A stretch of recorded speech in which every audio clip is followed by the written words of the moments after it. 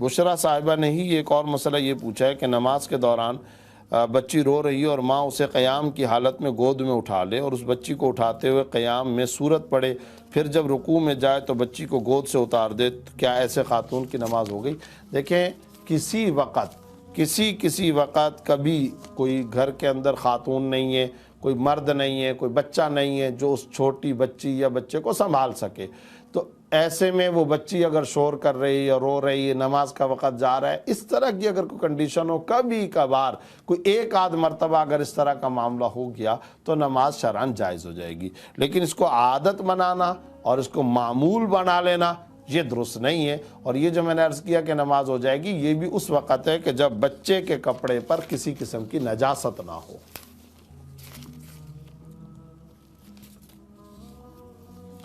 ایک صاحب نے پوچھا کہ صبر کیا ہے اور صبر کا مفہوم کیا ہے؟ دیکھیں، صبر کے کئی سارے معانی بیان کیے گئے ہیں، اور لیکن جو زیادہ یعنی مروج اور مستعمل ہے وہ ہے نفس کو خواہشات اور مرغوبات سے روکنا، ایک معنی اس کا یہ ہے۔ اسی طریقے سے اچھے طریقے سے مصیبت کے وقت ٹھہرنا، تقدیر پر انسان اعتراض نہ کرے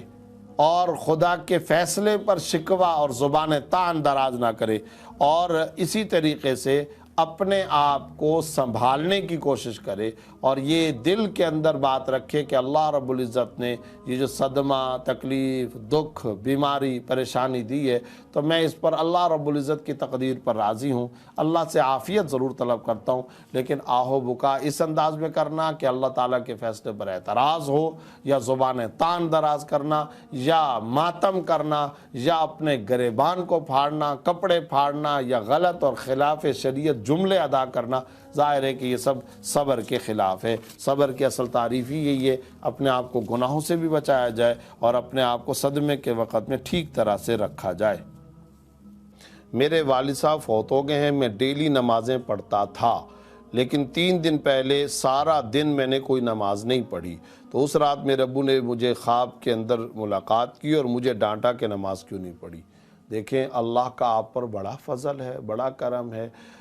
ایک شریعت میں اصطلاح ہوتی ہے استدراج، یا آپ سادہ لفظوں میں اگر پوچھنا چاہیں تو مہلت۔ بعض اوقات اللہ رب العزت مہلت دیتے رہتے ہیں، اور مہلت کی رسی کو خدا ڈھیلا چھوڑ دیتے ہیں، اور بندے کو مہلت پہ مہلت ملتی رہتی ہے، اور تنبہ نہیں ہوتا، تیقظ نہیں ہوتا، اس کو متوجہ نہیں کیا جاتا۔ تو یہ وہ لمحہ اور مرحلہ ہوتا ہے کہ جو انسان کی ایک طرح سے بدبختی جہاں سے شروع ہو جاتی ہے۔ آپ نے ایک دن نمازیں نہیں پڑھی ہیں، والد صاحب آپ کو خواب کے اندر آ گئے اور انہوں نے آپ کو متنبہ کیا، تو یہ اللہ کا فضل ہے آپ پر، یہ اللہ کا احسان ہے، اور اللہ رب العزت نے آپ کو فوری طور پر متوجہ کر لیا کہ آؤ اور میرے دربار کے اندر سجدہ ریز ہو جاؤ، اور میرے دربار کی چوکھٹ پر اپنی جبین نیاز جھکا دو۔ اس سے بڑا فضل و انعام کیا ہو سکتا ہے؟ اس لیے توبہ کیجئے، استغفار کیجئے، آئندہ نمازوں کے ترک کرنے کا جو گناہ کبیرہ ہے اس سے احتراز کریں اور سچے دل سے توبہ کریں۔